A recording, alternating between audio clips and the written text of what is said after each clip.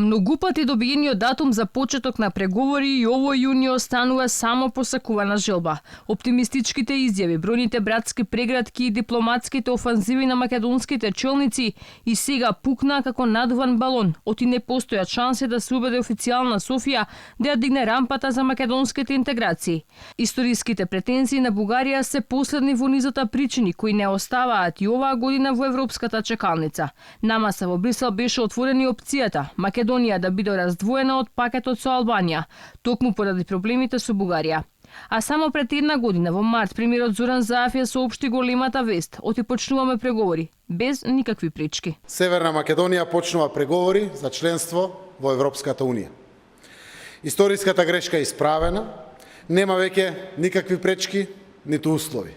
7 месеци потоа, на 11 октомври, премиерот повторно објави нова вест: преговори може и да нема. Треба да го подготвиме нашиот македонски народ дека може да не отпочне првата меѓувладина конференција која што очекуваме во декември.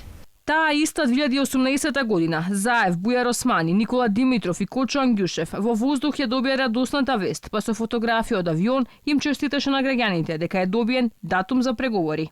Во авион што туку примив одлична вест. Република Македонија доби датум за старт на преговори за членство во Европската Унија. Датумот за преговори беше основата на која власта ја стави Македонија, па беа подпишани два договори со соседите кои значеа именување на уставното име, откажување од малцинствата и историските личности. Одличен мегдан е нашиот историски заеднички јунак Гоце Делчев. Но токму историјата која сакаја да ја присвојат соседите, денеска е главната пречка за која бугарите ни ставија вето на европскиот пат. Речи си истиот тим кој пред повеќе од 2 години од авионот од Брисел ја соопшти радосната вест на Македонија дека добила датум од Европската Унија, која подоцна испадна дека е лажна, отпатува и во Бугарија да го деблокира патот кон Европската Унија, што сега е заглавен токму во Софија.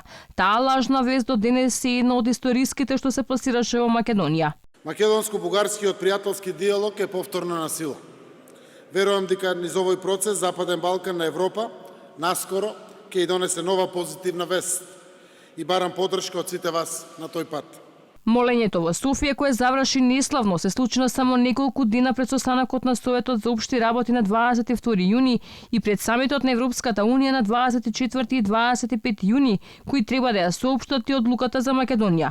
Но судејќи од она што досега се случува, добивме датум за преговори, ама со Бугарија.